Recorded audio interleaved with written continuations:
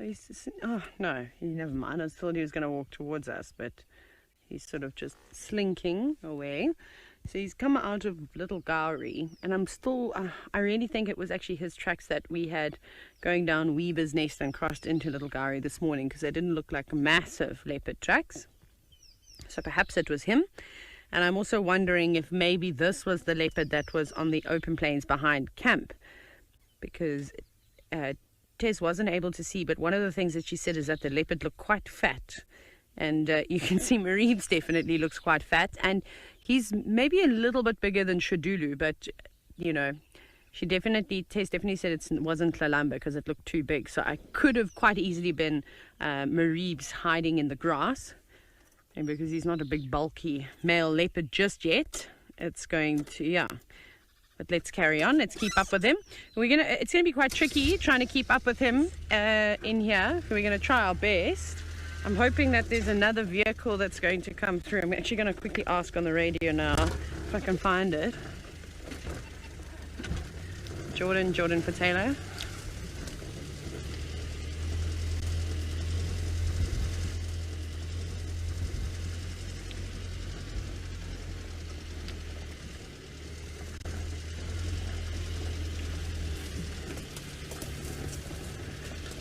Our stations, we're now mobile in the block between Weaver's Nest, Twin Dams Road, but heading towards Elephant Carcass.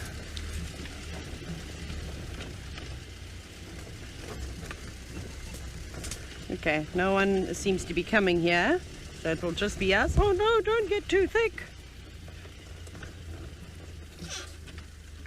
Yes, hope. We are hopeful. I'm gonna go around again. It's just a bit dense then. I don't want to crash through the trees right next to him. So I'll just go the scenic way around. Oh, no, hold on. That was a small hole. That was this little log.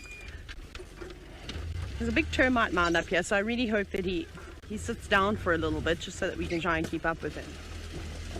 Okay, squeeze through the trees. There's a white berry bush on the right, so it wasn't too bad. Okay, where are you? So I'm just going to keep an eye out, looking for that tail. He was sort of coming through here. There he is. Yes, go to the termite mound like I said you would. Please, pretty boy. He's thinking about it. I'll probably reposition depending on which way he ends up sitting on. Oh, there's warthog. Oh my gosh. Oh my gosh, he's got one. He's got a pig. Hold on, I need to move away. I need to move away. I need to move away. I need to move. I need to move. I need to move. That's too close. That's way too close. Way too close. Sorry, everybody. He literally ran up the tree right next to us. He's managed to grab a pig. I can't believe this. He ran up that tree so quickly because of Mom comes back, he's in big trouble, but of course she can't get him up here.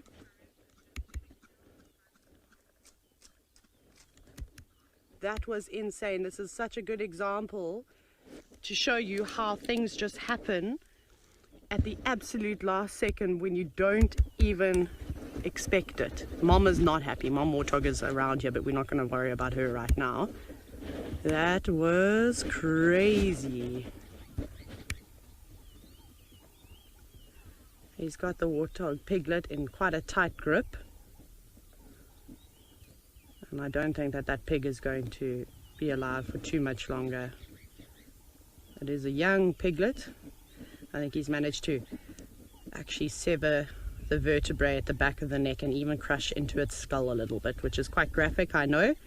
And when warthogs get caught, it's never a very slow death. It's normally quite loud, but thankfully it was a young piglet, so it has died quite quickly.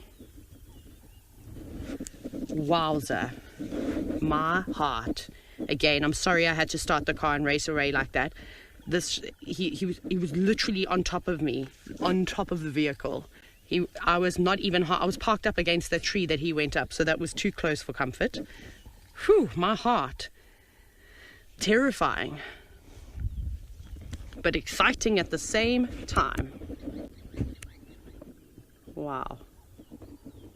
Our morning has definitely got much better. I'm happy for Maribye that he of course has a meal. Sure. Ray, yeah, what a change to my morning. I was quite pessimistic. I was like, come on, man, every time we put anything live and then look what happens. Whoo-wee. He's going to come down again. That wasn't very graceful.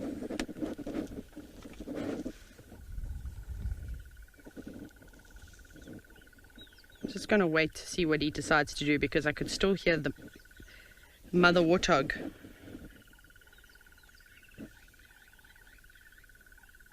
So I'm just looking out for her because she could come charging in at any second again.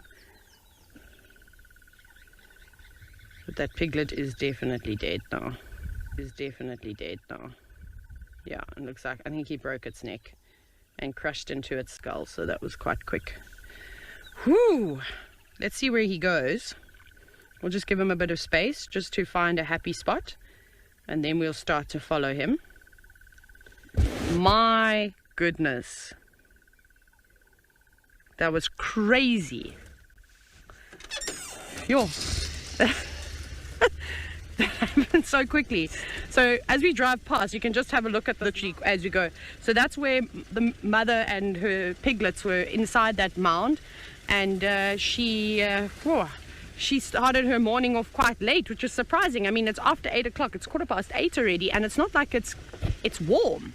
So I can't believe she was still in there with those piglets. If she'd started her day off a bit earlier, she wouldn't have worried. And as Maribye approached the mound, obviously I switched off, and it froze. And you obviously heard that there were the warthogs inside, and Mom came charging out, and all the piglets raced out too, except one, unfortunately, ran the wrong way, but it had no idea that he was there. Please don't take it into that dense vegetation. We'd like to continue to watch him, Maribye. I'm going to give you all the space you need. He's whoo-wee, adrenaline. Okay, let's just watch him here for a moment. He's gonna disappear again, but I want him to settle down. In a nice spot. But his reaction to that was fantastic. What he did is unbelievable, and for a leopard of his age, he's not very old. That was quick thinking. That was natural instinct. Grab the pig and get away and get up into a tree. Because if he'd stayed on the ground, Mom would have come in like a bowling ball and knocked him straight off his feet. And then that piglet could have had a chance to, of course, get away. So quick thinking for such a young male leopard. I'm very impressed. Okay, let's carry on. Yowza. Okay, so Maribye's dragged the warthog piglet quite a distance, and he's now found himself a jackalberry on the edge of the Molwati drainage system. You can just see him tucked away behind some branches. He's put the piglet down for a moment. He's just having a rest and cleaning his paws.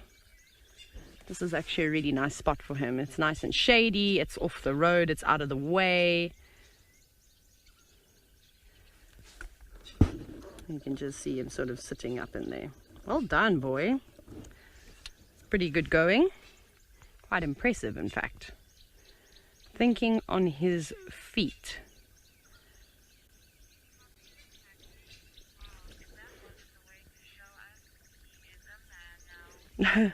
Kathy Lee, you said that this is definitely a way to show everybody that he is a man.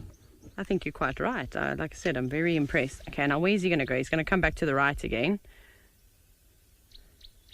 Just sort of watching him in between the branches. The problem is that where he's placed the warthog kill itself, we're not going to be able to get a view. This is kind of the only gap that we've got right now. So I'm hoping that he stays like this, at least for a little bit. Okay, let me go forward a tiny bit. I'm not sure how much better of a view we're going to get. But